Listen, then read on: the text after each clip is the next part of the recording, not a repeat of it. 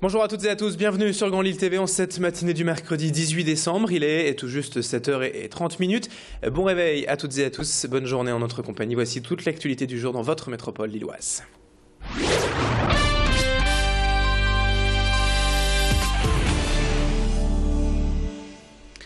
Et une première image, tout d'abord pour bien démarrer cette journée et ce journal, celle du Père Noël de passage à Leuzen hier soir, en attendant les vacances scolaires, les fêtes de fin d'année et surtout le jour de Noël pour ouvrir les cadeaux.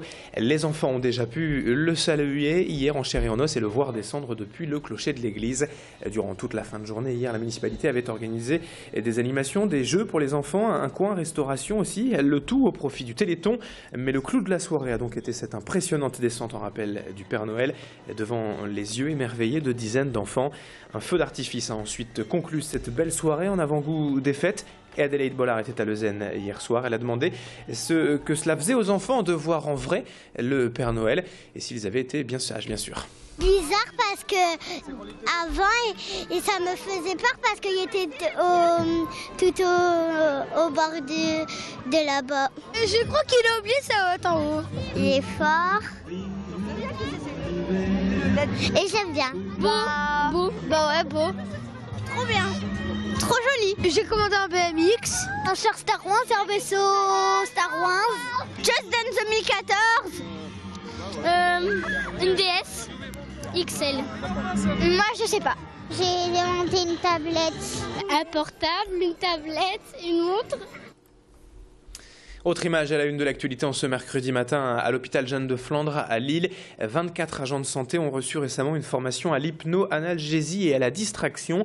2 techniques de relaxation pour soulager la douleur chez les enfants à partir de 3 mois et jusqu'à 16 ans. L'idée, c'est tout simplement, lors d'un soin médical douloureux, de focaliser l'attention de l'enfant du patient sur toute autre chose. Par exemple, lui racontant une histoire, le faisant jouer avec tout ce qui l'entoure. Et l'objectif est d'attirer les sens de l'enfant pour le détourner de la consultation médicale. Cette technique de relaxation vient en complément aux médicaments déjà utilisés et procure moins de stress aux enfants mais aussi aux parents. Depuis plusieurs mois, à Jeanne de Flandre, les premiers résultats sont déjà très probants. Explication complémentaire avec cette infirmière au micro d'Idil Gunaï. Une petite fille qui est habillée avec des vêtements en mode, avec un motif particulier, un thème particulier, on va le reprendre, et après on va essayer de construire une histoire là-dessus. Et dans l'histoire, on va intégrer le geste à faire. Si c'est une piqûre, on peut dire à un moment qu'il y a quelque chose qui percute, qui fait...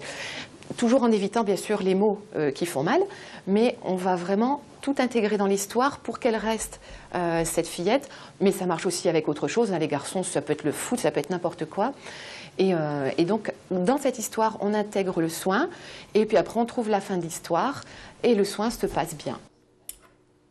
7h33 en direct sur Grand Lille TV. Dans le reste de cette édition, reportage à Lille, au collège Verlaine, où depuis 2 ans a été mis en place un système unique de médiateurs pour régler les petits conflits entre élèves. L'originalité, c'est donc évidemment que les médiateurs sont les collégiens eux-mêmes. Ils sont une dizaine dans l'établissement et ont même reçu une formation pour apprendre les règles de base pour régler un conflit calmement. L'avantage pour le collège, c'est d'arranger toutes les situations en douceur, par le dialogue surtout, sans passer par les sanctions. Et pour les élèves, il s'agit de se responsabiliser, d'apprendre les règles de civilité, de savoir-vivre. Sur ces images, cette semaine, c'était la remise des diplômes de médiateurs, une cérémonie symbolique et gratifiante pour les élèves, en présence des parents notamment.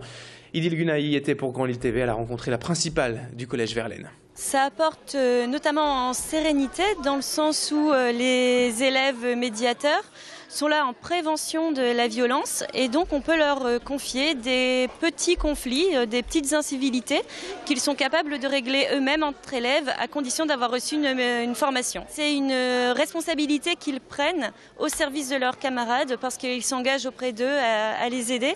Donc c'est important que leur effort soit reconnu et que les autres élèves les connaissent aussi.